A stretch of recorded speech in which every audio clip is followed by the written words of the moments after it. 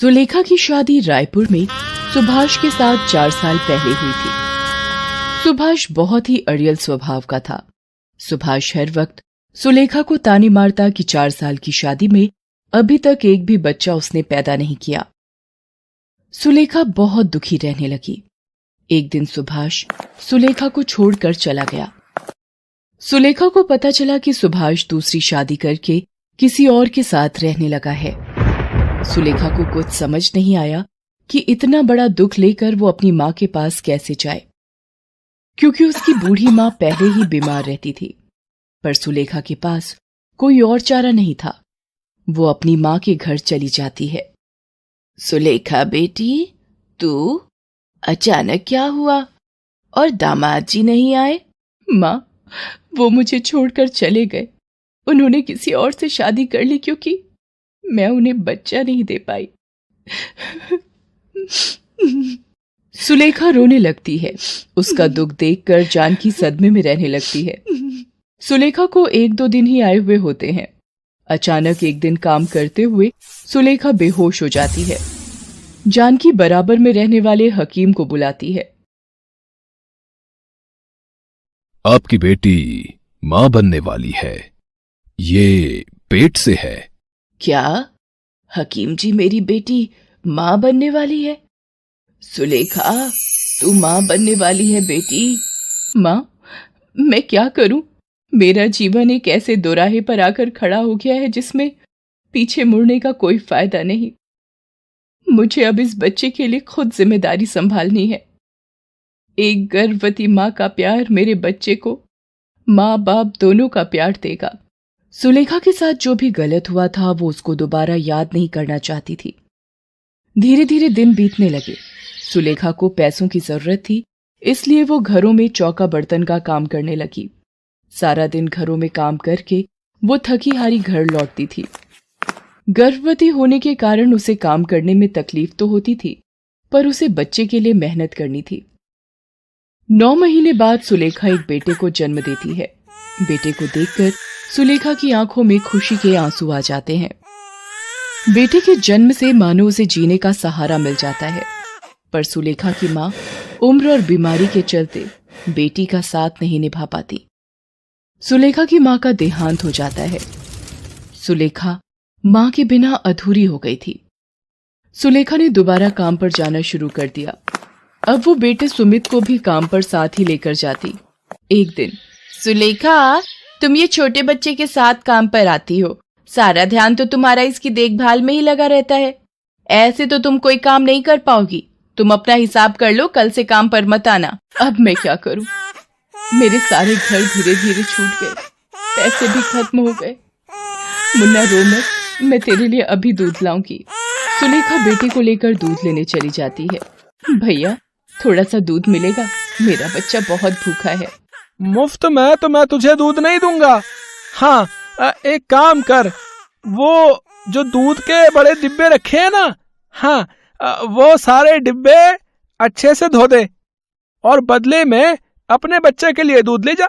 सुलेखा सारे डिब्बे धो देती है और अपने बेटे सुमित को दूध पिलाती है।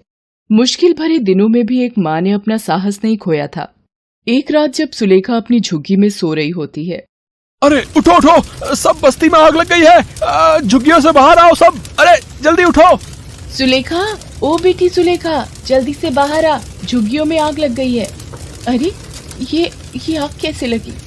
मैं कैसे झुग्गी से बाहर निकलूं? अरे मेरा बच्चा, मैं कैसे जाऊं इस झुग्गी से बाहर? दरवाजे पर तो आग है। ये चादर लपेट देती हूँ मुन्ना को। हाँ, ये ठीक रहेगा। सुलेखा जैसे तैसे सुमित को बचाते हुए झुग्गी से बाहर निकलने लगती है। तभी एक जली लकड़ी सुलेखा के मुंह पर गिर जाती है। सुलेखा अपनी परवाह किए बिना सुमित को झुग्गी से बाहर सुरक्षित ले आती है, पर सुलेखा का मुंह एक तरफ से आग की वजह से जल जाता है। सुलेखा के पास इतने पैसे नहीं थे कि वो अपने चेहरे का इलाज करवा पाए, इसलिए उसका चेहरा देखने में भद्दा हो जाता है। पर सुलेखा इस बात की बिल्कुल परवाह नहीं करती। उसे यही सुकून होता है कि उसने अपने बेटे की जान बचाई और भगवान की कृपा से उसके बेटे को कोई नुकसान नहीं पहुंचा। दिन बीतने लगते हैं। अब सुमित स्कूल जाने लगा था। और सुलेखा चाहती थी कि सुमित पढ़ लिख कर बहुत ही बड़ा आदमी बने, इसलिए वो दिन रात मजदूरी करके मेहनत करती रहती थी। एक दिन, अरे राजू आजा, रुक, मैं अभी अपनी कॉपी लेकर आया, तब तक तू कमरे में बैठ। नहीं सुमित, तू मुझे कॉपी यहीं दे दे, मैं अंदर नहीं आ रहा। वो तुम्हारी माँ को देखकर मुझे बहुत डर लगता है और रात को नींद भी नहीं आती। उनका चेहरा बहुत ही डरावना है। अच्छा ठीक है राजू। अरे सुमित, तुम्हारा दोस्त राजू आया था, पर घर के अंदर क्यों नहीं आया? वो आपके डरावने और बदसूरत चेहरे से घबराता है। सिर्फ वही नहीं, मेरे सारे दोस्त आपका इतना खराब चेहरा देखकर डर जाते हैं, मानो किसी भूत को देख लिया हो। तभी मेरा कोई दोस्त मेरे घर आने के लिए हाँ नहीं बोलता। आपकी वजह से मुझे बहुत शर्मिंदगी महसूस होती है माँ। पता नहीं मेरी जिंदगी में ऐसी माँ क्यों लिखी है। लोगों की माँ बहुत ही सुंदर होती है, पर मेरी माँ बदसूरत क्यों है? सुमित गुस्से में कमरे से चला जाता है। सुलेखा रोने लगती है, पर वो उस वक्त कुछ नहीं बोलती। समय ने अपनी चाल पकड़ी और सुलेखा की मेहनत से सुमित बड़ा होकर पढ़ लिखकर एक ऑफिस में नौकरी पर लग गया। सुलेखा को लगा कि शायद अब उसकी किस्मत के दिन पलटने वाले हैं। सुमित की नौकरी लग गई है और अब वो घर का खर्च भी उठाएगा और सुलेखा को आराम मिलेगा और वो बेटे का सुख भोग पाएगी। सुमित अपने ऑफिस की लड़की राशि, जिससे वो प्यार करता था, शादी कर लेता है। सुलेखा बेटे की खुशी की खातिर कुछ नहीं बोलती।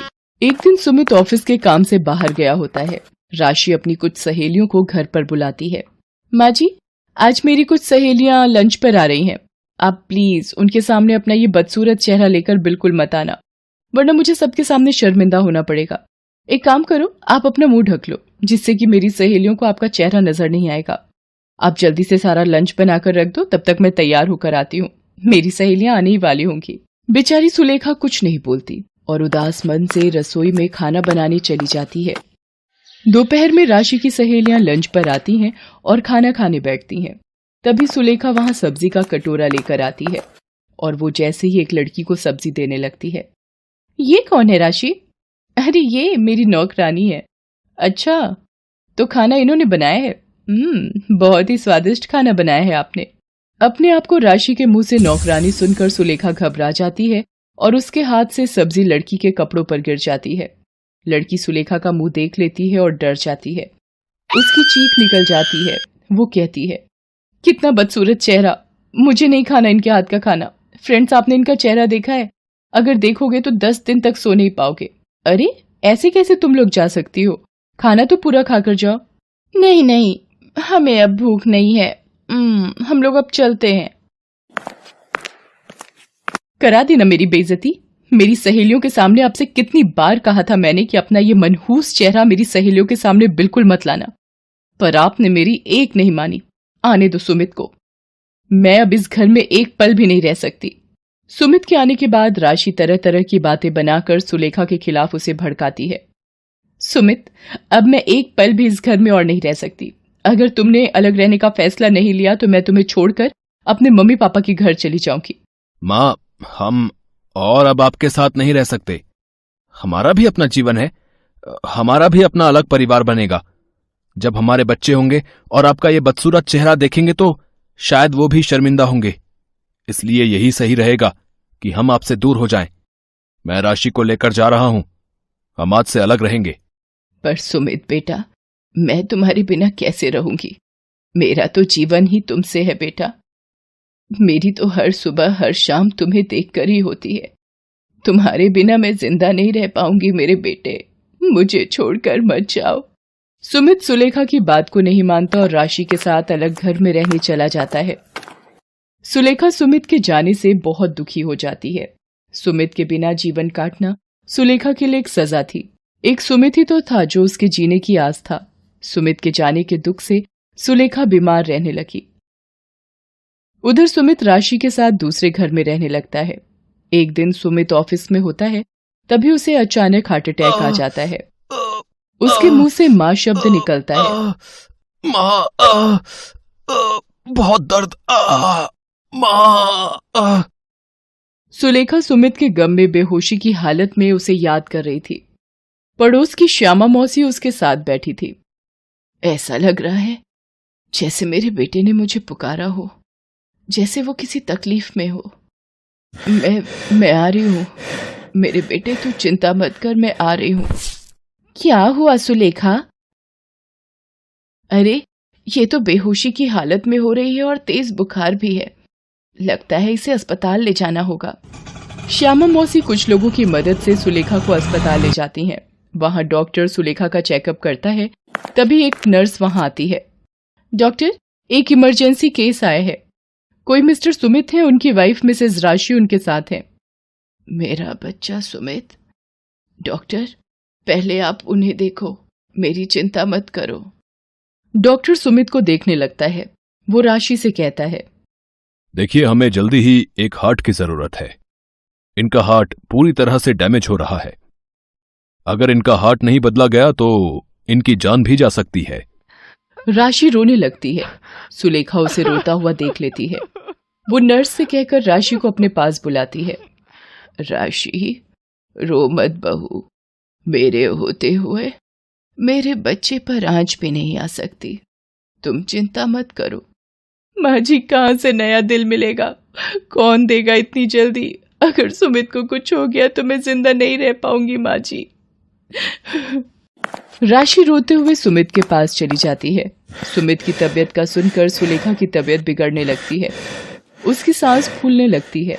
वो डॉक्टर से कहती है, डॉक्टर, मुझे पता है मैं अब नहीं बचूंगी। आप मेरा एक काम करना, मेरा ये दिल मेरे बच्चे को दे दो। मेरे सुमित को बचा लो डॉक्टर, मेरे सुमित को बचा लो। सुमित को होश आ जाता है। डॉक्टर उसे कहता है, ओह गुड मिस्टर सुमित, अब कैसा फील कर रहे हैं आप? सुमित, अब आप बिल्कुल खतरे से बाहर हैं।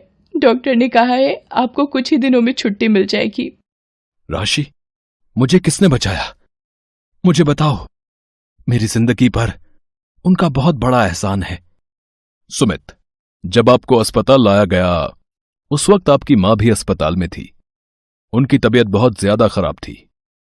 उन्होंने जब आपके बारे में सुना, आज जो दिल आपके अंदर धड़क रहा है वो आपकी मां जी का है।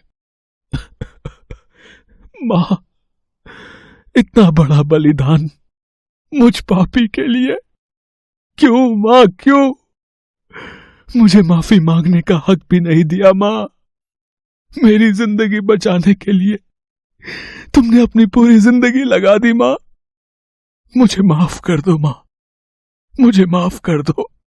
सुमित बेटा, तुम अपनी मां के बलिदानों का कर्ज जीवन भर नहीं चुका सकते। तुम अपनी मां के जिस चेहरे को बदसूरत कहते थे, उस चेहरे पर जले का निशान बचपन में तुम्हें आग से बचाते हुए सुलेखा को मिला था। वो खुद आग की चपेट में आ गई थी, पर तुम्हारी मां ने तुम्हें कुछ नहीं होने दिया। सुमित श्यामा मौसी की बात सुनकर बहुत रोता है। राशि भी अपने किए पर बहुत दुखी थी। सुमित गंगा घाट पर मां की अस्थियों को प्रवाहित करता है और हाथ जोड़कर क्षमा मांगता है।